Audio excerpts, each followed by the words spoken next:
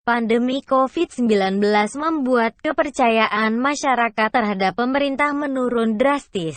Pemerintah dianggap kurang serius menangani pandemi, dianggap hanya mementingkan ekonomi, bukan keselamatan rakyat dan sebagainya. Kebijakan yang cukup ngawur dan berlebihan turut memperburuk citra pemerintah.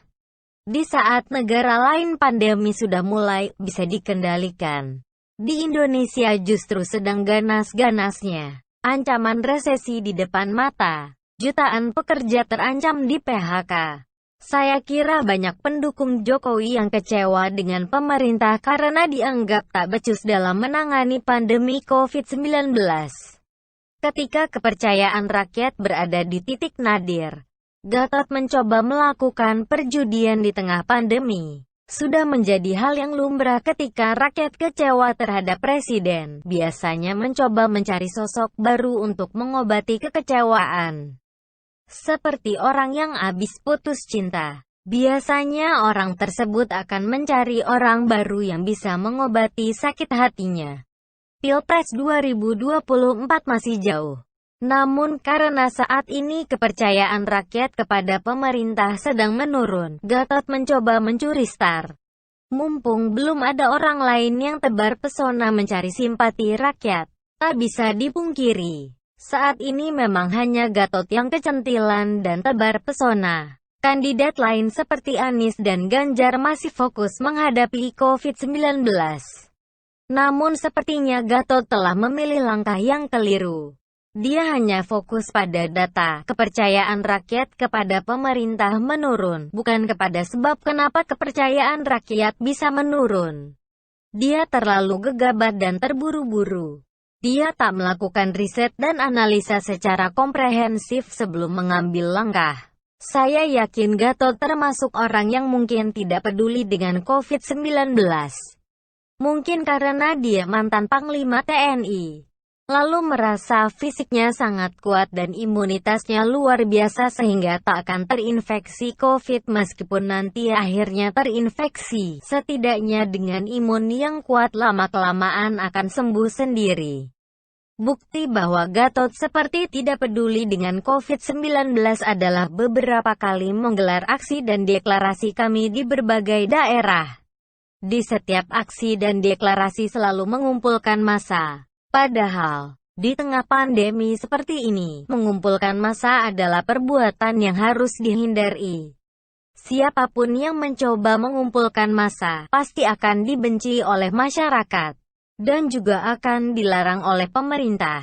Mengumpulkan massa di tengah pandemi adalah haram hukumnya dan merupakan pelanggaran. Alih-alih mendapat simpati dari masyarakat, alih-alih bisa menjadi sosok yang bisa mendapat kepercayaan dari masyarakat, Gatot justru makin dibenci oleh masyarakat.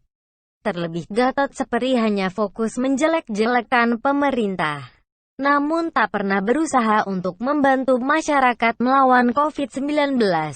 Wajar jika aksi yang dilakukan oleh Gatot bersama pengikutnya selalu tidak mendapat izin aparat kepolisian.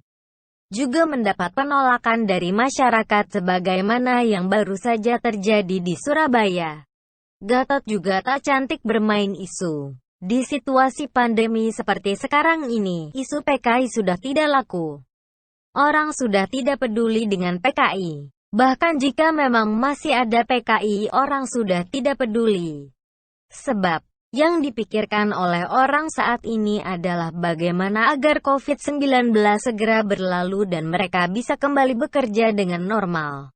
Sudah mulai banyak orang yang khawatir tidak bisa makan di hari esok. Banyak yang kehilangan pekerjaan dan jatuh miskin. Beberapa mal dan gerai juga tutup.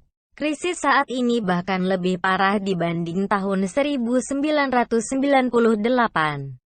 Sebenarnya Gatot punya kesempatan besar untuk mendapat simpati masyarakat di tengah pandemi COVID-19. Saya yakin misalnya Gatot bersedia memberikan sumbangan kepada masyarakat. Banyak masyarakat yang akan bersimpati. Contoh lain, Gatot ikut membantu menyumbang APD, masker, dan sebagainya. Mensubsidi gaji bagi tenaga medis. Saya yakin dia akan mendapat simpati masyarakat.